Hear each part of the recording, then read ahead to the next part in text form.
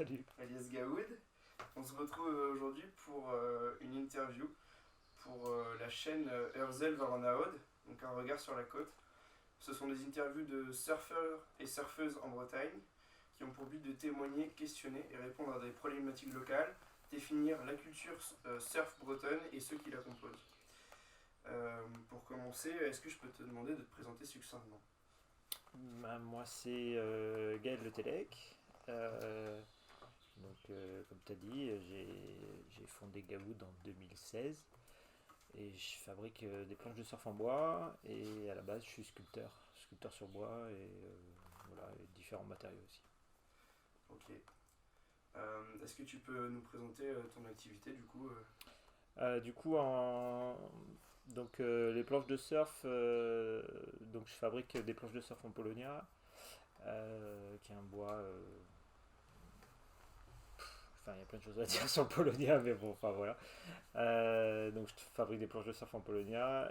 Donc le but c'est de fabriquer des planches avec le moins de matériaux synthétiques possible. C'est pas possible sans à 100%. Donc voilà, j'ai fait un petit mélange entre un peu ce nouveau bois, on va dire, et les anciennes techniques de holo qui étaient faites au début des planches de surf en fait. Donc voilà, je fabrique des planches, comme je disais, ouais, depuis 2016 et ça fait 3 ou 4 ans que je donne des stages aussi, où les gens viennent faire leurs planches avec moi ici. Ok. Voilà. Le holo, qu'est-ce que c'est? Le holo, c'est ce qu'il y a derrière là. C'est de l'évidé. Enfin, c'est pas de l'évidé, pardon. Ça, c'est l'autre technique. Il y a une ossature à l'intérieur en fait. Donc c'est une planche creuse avec une ossature comme en fait euh, c'était comme les anciennes ailes d'avion en fait. Ils s'étaient inspirés de ça pour alléger leurs planches en balsa au début euh, au début des planches de surf. Après la planche pleine en fait, ils ont Ok. commencé à faire des planches évidées, un peu creuses d'abord creusées et après ils ont développé le holo. D'accord. Et donc après il y a différentes techniques pour le faire, mais en général c'était résiné puisque le balsa est obligé de le résiner. À l'origine c'était résiné. Et grâce au Polonia, en fait, il y a d'autres bois qui pourraient le faire aussi, mais le Polonia, c'est vrai qu'il a ce rapport. Euh, il résiste très bien à l'eau, il est flex, il est léger. Et donc, du coup, grâce à ce bois, en fait, on n'est pas obligé de résiner la planche. Ok. Donc, voilà, il y a que la colle, en gros, qui tient les morceaux, mais on n'a pas besoin de rajouter de la résine par-dessus.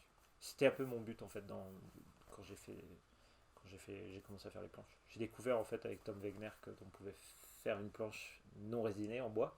Ok. Et je me suis dit, ah, c'est cool, je vais essayer d'en faire une pour moi. Et c'était un délire quoi. Et puis bah, de délire, ça s'est transformé un peu enfin, en activité quoi. Maintenant je fais plus que ça, mais Et du coup, quasiment plus que ça. tu disais vouloir faire des planches le plus respectueux possible de notre planète. Ouais, c'est ça, bah, c'est réussir à trouver de faire au mieux, parce qu'on peut pas faire parfait. On peut jamais faire parfait. Mais ouais, l'idée c'était d'essayer de faire au mieux, donc essayer de trouver euh, par rapport aux problématiques techniques de la planche de surf, elle va dans l'eau, il y a de l'usure, il y a, voilà, elle est dans un environnement qui convient pas tellement bien au bois quand même. Euh, Trouver l'équilibre entre faire une planche qui fonctionne et en même temps une planche qui est capable de résister à toutes ces contraintes techniques qu'on lui met, quoi, parce qu'il y en a un paquet, quoi. On lui saute dessus, enfin voilà, on les maltraite un peu quand même. Ouais. C'est du matériel, donc c'est normal, il subit. Ouais. Donc faut trouver voilà, l'équilibre et en même temps faire une planche qui était le plus propre et pour, euh, pour moi qui la fabrique, pour ceux qui la fabriquent et pour ceux et pour l'utilisateur, avoir quelque chose voilà, qui a suivi, qui est un peu plus respectueux, quoi, un peu plus sain, quoi. Donc forcément le bois, ça lit bien si ton bois vient pas de trop loin. Donc pour l'instant, moi, c'est Espagne et Italie parce qu'on n'a pas de filière finie en France. Elle est en pousse, on va dire. C'est en train de pousser. Donc au plus près, j'ai essayé de faire au plus près. Il vient d'où le Polonia à la base? C'est Corée, Chine, Japon. Ce secteur, il pousse naturellement là-bas. Puis il a été importé en Europe il y a. Je crois que c'est entre 20 et 30 ans, je crois. Et les Espagnols et les Italiens avaient développé la filière. Ont développé la filière bien avant. Voilà, en France, on est un peu en retard. Hein, mais ouais, ça commence. Il y a des plantations. Mon fournisseur me disait que d'ici 2 ans, on devrait en avoir. On devrait pouvoir avoir du bois français. C'est cool. Il y a déjà, hein, tu peux déjà trouver du bois français, mais pas en quantité comme j'ai besoin. Tu vas avoir un arbre par-ci par-là, ou il y a un gars dans le sud qui en fait un peu, mais t'as pas encore d'exploitation, quoi. Ouais, ok. Et tu disais on les maltraite. Est-ce qu'il y a une bonne durabilité aux planches en bois? Ça dépend de comment tu t'en sers. Ça va très bien vivre si tu fais un peu attention. Parce que comme c'est pas résiné dessus, le bois il est juste verni ou huilé, ça c'est au choix voilà, de la personne. En fait, elle peut très bien vivre comme mal vieillir, ça va dépendre. Si tu la laisses dans sa housse, qu'elle peut pas respirer, qu'elle peut pas sécher, ça reste du bois, donc ça veut dire que le bois il a besoin de sécher, il a besoin de...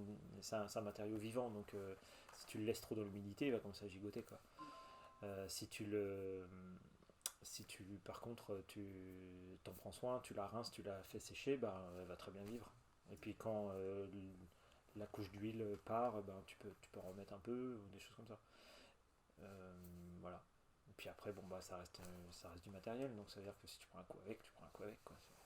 Ça se répare. Ça se répare, ouais, par contre, il n'y a aucun problème, quoi. Ça se répare, tu peux toujours réouvrir, recoller ce qui est décollé, aller sur le côté. Enfin, voilà, il y a toujours des façons de réparer. Et je vois que t'as pas de vis de décompression. Si, il y a une vis de décompression. Ouais. Sur chaque planche. Ouais, sur toutes les planches. Ouais, il y a beaucoup de. L'air chaud se dilate, donc. Ouais, c'est pour ça que j'avais pas vu. Ok, ça si, ouais, il y en a. L'air chaud se dilate, donc surtout sur une grande planche, tu vas avoir vraiment de la poussée sur. Quand il fait très chaud, tu vas vraiment avoir de la poussée sur les collages, quoi. Okay. Donc si tu mets pas de vis, t'éclates tout. Ah oui. Ouais. À force, tu vas tout péter. Ok. Et ça, par rapport à la santé, on dit que du coup, que c'est un peu mieux que la résine. Qu'est-ce que... C'est un peu mieux, oui, il faut... Pour moi qui le travaille. Ouais, par exemple. Il y a quand même les poussières, hein, voilà, il y a les poussières, il y a la colle, il y a des matériaux. Je colle pas avec une colle blanche parce que la colle blanche vinylique, là, ça tient pas dans l'eau. Donc je suis obligé de coller au PU. Le PU qui est un polyuréthane, donc forcément c'est pas terrible à respirer. Donc je suis obligé aussi de me protéger. Mais t'es pas dans un environnement où t'entends dans l'atelier, ça sent le bois, ça sent pas le polyester, quoi. La plupart des environnements de shaper tentent dans un atelier, ça sent comme si t'entrais dans les usines de bateaux, quoi. C'est la même chose, ça sent le polyester à fond, ou l'époxy, et ça te prend un peu à la tête direct. Moi j'en ai fait beaucoup du polyester dans la décoration. Enfin, je voulais plus en faire. J'aurais pas refait des planches de surf si j'aurais pas fait de shape si j'avais pas fait du bois, quoi. Voilà. Et du coup, la décoration, tu as eu un autre métier avant ça? Ouais, je suis sculpteur à la base, donc j'ai fait l'école Boulle, moi, à Paris, et j'ai donc fait 5 ans de sculpture sur bois. Et donc après j'ai bossé dans la déco où on faisait des vitrines des grands magasins, on faisait des trucs un peu de fou, on travaillait pour Disney aussi, des trucs énormes, des grands décors et tout. C'était vraiment chouette, on a fait des choses vraiment cool, mais c'était que des matériaux synthétiques. Donc la même chose que la planche de surf mais dans la déco. C'est à peu près les mêmes matériaux, hein, des mousses, des polyesters, des fibres, voilà, de l'époxy, tout. Donc chouette, mais bon, tu peux pas faire ça toute ta vie, quoi. Tu te bousilles, quoi. Enfin, moi, ça m'allait pas, en tout cas. Donc, Donc voilà. Donc maintenant, je me remets à la sculpture, mais voilà, un peu plus petit. Et puis, ben, voilà, refaire du bois, refaire des, des choses qui sont, qui me plaisent, quoi, tout simplement. Ok. Euh, j'ai une question concernant ton public. Qui est-ce qui vient avec toi, soit te demander de faire des planches, ou alors faire des planches avec toi à la semaine? J'ai vraiment tout le monde. Ça veut dire que c'est ce qu'on disait, c'est que tout le monde surfe. En fait, le public il est hyper large. Euh, il s'est élargi en fait énormément. Donc moi je vais avoir vraiment tous les corps de métier, c'est ça qui est assez cool. C'est que tu vas avoir toutes les classes sociales et tous les corps de métier. Euh, de l'étudiant au prof, à la police, au pompier, à l'assureur, j'ai vraiment au banquier, j'ai eu tout ça. Et j'en aurai d'autres encore plein. Mais c'est ça qui est chouette, c'est que c'est large en fait, ça réunit et on se retrouve tous avec, on a tous des visions du monde différents, mais on se retrouve tous autour d'une même passion en fait, qui est être dans l'eau, profiter des vagues, s'amuser, c'est ça. Enfin pour moi c'est comme ça que je vois le surf. Ouais. Ça marche. Et alors, t'es artisan du coup. Ouais. Comment est-ce que tu gères ton temps? Au mieux, au mieux comment je gère mon temps, bah j'ai des, moi je travaille pas le week-end, je me suis mis ça en limite. Euh, et voilà, je bosse la semaine à des horaires à peu près normales. J'ai déjà vécu l'artisanat dans des horaires de fou. Et à mon compte, bah, je me suis dit, j'essaye au mieux en tout cas voilà, de coller. Je suis là à l'atelier à 8h30, 9h. Je sors quand c'est fini. Quoi. Mais je fais pas des journées de barbare. Je fais plus des journées de barbare. Je préfère lisser le temps, j'ai ce luxe-là, j'ai suffisamment de demandes et puis l'activité tourne correctement. Donc du coup, je peux voilà, gérer mon temps. Si je m'organise bien, j'ai pas besoin de faire des journées de fou. Faut s'organiser quoi. Puis dans la journée, faut pas trop glander. Si tu fais un peu trop de sessions de surf, bah t'es obligé Ouais. de rattraper le temps perdu. Ou de la sculpture. Ou de la sculpture, ouais. Ok. Et du coup, ouais, t'as des sculptures un peu partout dans ton atelier. Est-ce que tu peux nous en parler? Bah je m'y remets parce que ça me rattrape. Parce que ça fait 5 ans. Ça fait 5 ans que je fais quasiment plus que des planches de surf et que la sculpture enfin, me manque clairement.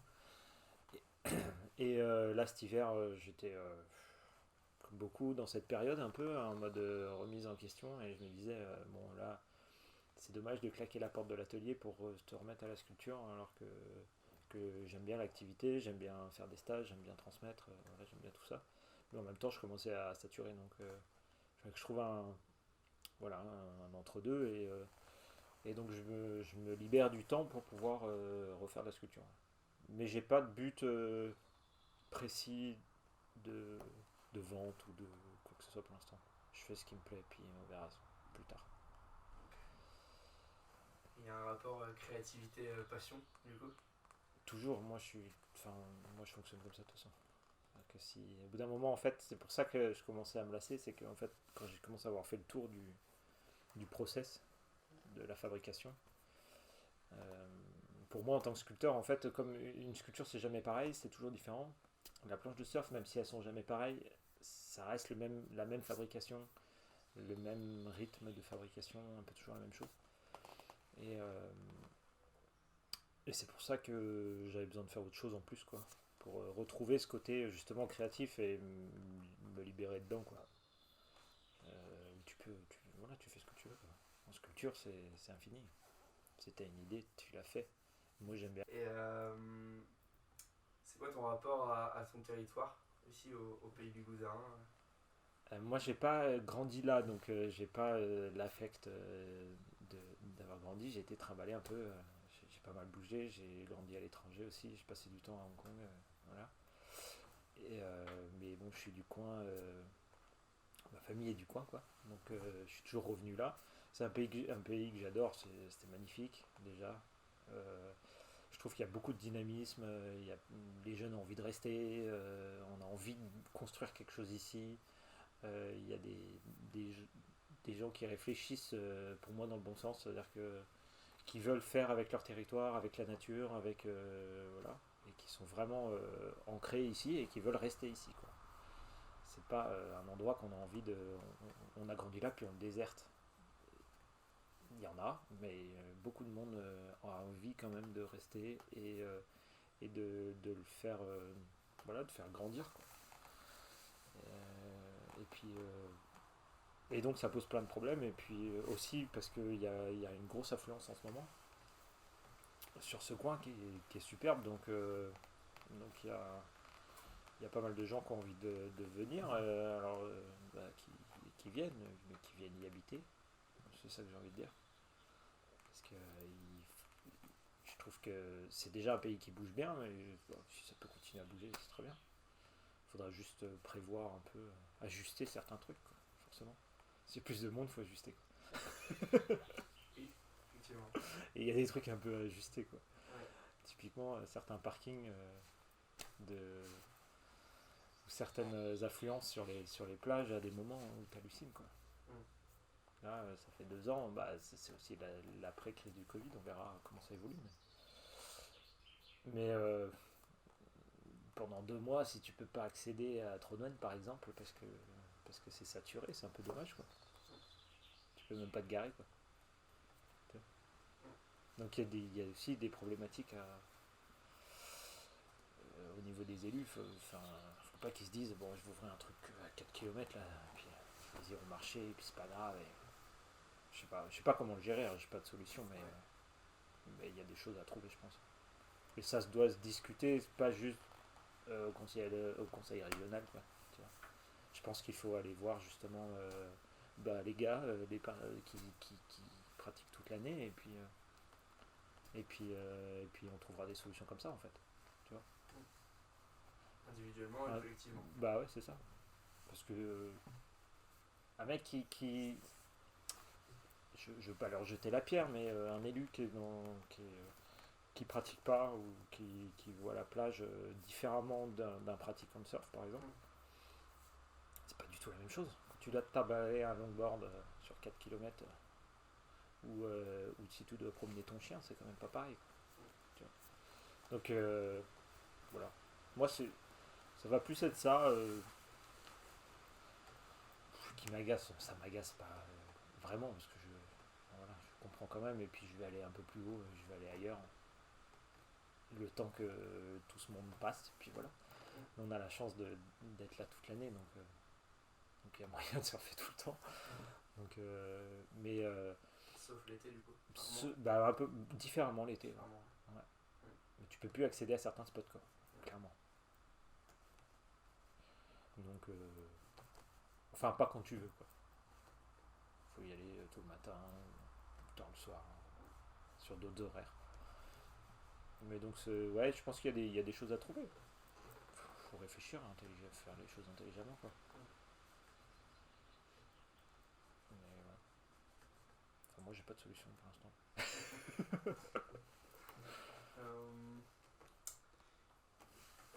T'as un peu voyagé peut-être. J'ai un peu voyagé, Surf trip. pas beaucoup. Je suis parti en Nouvelle-Zélande pendant 9 mois, donc j'ai bien fait le tour. Ok. Euh, donc j'ai pas mal surfé là-bas. Mais j'ai pas, je suis pas forcément un adepte du surf trip. C'est pas que j'aime pas ça, c'est que j'ai pas eu l'occasion. Et moi, quand je vais surfer, c'est à un quart d'heure de chez moi. En fait, c'est la recherche de la vague idyllique. C'est pas quelque chose qui me fait vibrer, quoi, forcément. Ok.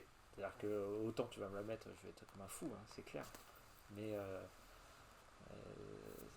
moi, c'est vrai que je vis le surf plus comme un moment dans l'eau, en fait. J'ai pas de recherche vraiment de la performance. d'ailleurs, je fais pas des planches qui sont haute perf. C'est des planches enfin voilà, des planches assez cool à surfer quoi. Ouais. Elles sont marrantes, elles sont vives, ça marche bien, mais c'est pas un shortboard perf quoi, clairement.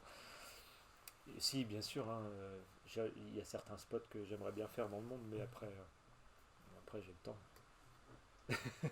Mais non, je suis pas tous les hivers parti en soft trip. Et, si aujourd'hui on est en 2022 si je dis pas de bêtises. Ouais, Si on se projette dans 10 ans, est-ce que tu as une idée de ce que va devenir ton activité? pas du tout. Pas du tout.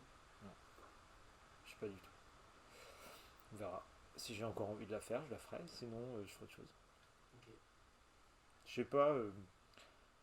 En fait, je fonctionne comme ça. C'est-à-dire qu'à un moment où j'en ai marre, il faut que j'arrête. Parce que si j'y trouve pas de plaisir, comme j'ai grandi comme ça, je suis indépendant depuis que je suis sorti de l'école. Donc, parce que mes profs ont dit, t'es en sculpture, il y a plein de boulot, mais par contre, il faut être indépendant. Et puis tu vas chercher un boulot à droite, à gauche et tout. En fait, c'est ma façon de faire. Donc, c'est-à-dire que j'ai un CDI, je sais pas ce que c'est. J'ai jamais su et je pense que je saurais jamais parce que ça va me saouler. Mais oh, clairement, hein, je pourrais pas. Alors, un mec qui me dit fais ci, fais ça, moi je peux pas. Euh, mais donc du coup, en fait, bah, je fais en sorte. Voilà, on a tous des problématiques. Il faut que j'en mette suffisamment pour payer ma maison, voilà, pour manger, tout ça. Mais, euh, mais donc, je peux très bien faire évoluer vers une autre façon si je vois qu'il y a un truc qui me plaît plus, quoi. Pour l'instant, voilà, j'ai trouvé là. Je suis en train de trouver un équilibre. Et puis faire durer, j'aime bien les stages, j'aime bien former, j'ai des gens qui s'y mettent, je trouve ça cool. Je trouve ça cool. C'était aussi le but du stage, c'était aussi ça, c'était un peu de développer, un peu aussi démocratiser un peu le bois. J'ai pas la technique parfaite, j'en ai une, et puis il faut encore que ça évolue. Il y a plein de techniques, plein de trucs à faire, plein de mélanges, des matériaux, des trucs. Et donc, voilà, j'amène ma pierre et puis voilà, il y en a qui l'apprennent et ils viennent en stage et puis ils font autre chose avec et c'est cool. Ça fait partie voilà, de la construction et puis de faire évoluer un peu aussi faire évoluer les- le matos quoi, clairement. Le matos évolue vachement donc c'est bien. Après, qu'est-ce que je ferai dans 10 ans? La sculpture toujours. Mm. Je pense que ça, vu comment ça me rattrape, j'en ferai toute ma vie.